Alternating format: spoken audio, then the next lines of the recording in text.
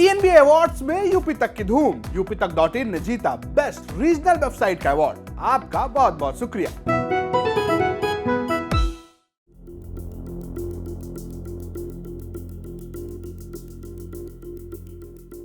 18 feet ऊंची दीवार, बड़ा सा फौलादी दरवाजा और आसपास कटीले तारों की बाड़। ये काबुल में भारतीय दूतावास के बाहर की तस्वीरें हैं। काबुल पर तालिबानी कब्जे के बाद से इस दूतावास की रौनक गायब है। ना तो कोई आमद रफ्त है, न वीजा पासपोर्ट की भीड़। आसपास इक्का दुक्का लोग नजर आते हैं।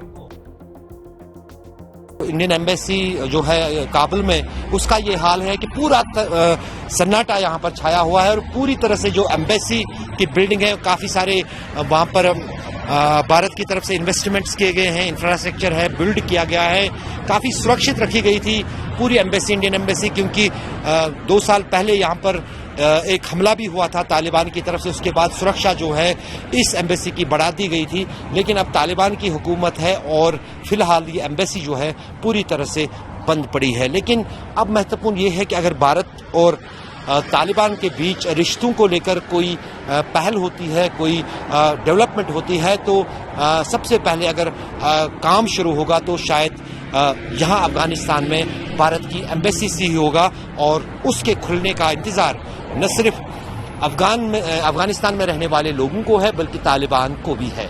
अब ये भारत सरकार को ही तय करना है कि वो जब चाहे तब एम्बेसी जो है अफगानिस्तान में भारत की, उसको शुरू कर सकता है। भारतीय दूतावास के सामने ही कुछ दुकानें नजर आती हैं जिन पर हिंदुस्तान के तिरंगे झंडे की तस्वीर बनी हुई थी। पता चला कि ये उन दुकानदारों की दुकानें हैं जो कभी भारत आने जाने वालों के लिए डॉक्यूमेंट्स का इंतजाम करते थे। इधर दुकान है हमारा, इधर सफारत हिंदुस्तान बंद है और गार्ड कोई नहीं है, पूरा खाली है। हाँ, जब हिंदुस्तान का सफारत बंद हुआ था तब हमने देखा था कि यहाँ पर तालिबान के लोग आए थे, उन्होंने ऑफिस अपना एक खोला था। अब क्या वो ऑफिस उन्होंने बंद कर दिया? उसका ऑफिस अभी बंद है। बंद है? बंद है, तो पूरी तरह से इसको बंद कर दिया, पूरी तरह बंद, कोई नहीं है अंदर। तो यहाँ पर हम देख सकते हैं कि जो India visa form fill here, ये दुकान जो है, ये वीजा जो है भारत के लिए यहाँ पर अफगानी लोगों के को मिलते थे या फिर भारत के जो भी नागरिक आते थे उनके लिए वीजा की प्रक्रिया यहाँ पर पूरी होती थी। तो अब वीजा वगैरह भी कोई नहीं लेता है? कोई नहीं लेता है। तो अफगानियों को वीजा, हाँ, सफारत बंद है। हाँ, जो सफारत बंद होता है तो वीजा किस तरह? आपका काम भी ठप हो गया तब से? आप हमारा काम भी बंद है। अच्छा, बंद है। बंद है। आप वीजा दिलवाते थे, फॉर्म वगैरह इंडियन फॉर्म बंद देते थे, ये फोटोकॉपी, फोटो ये हम खींचते थे।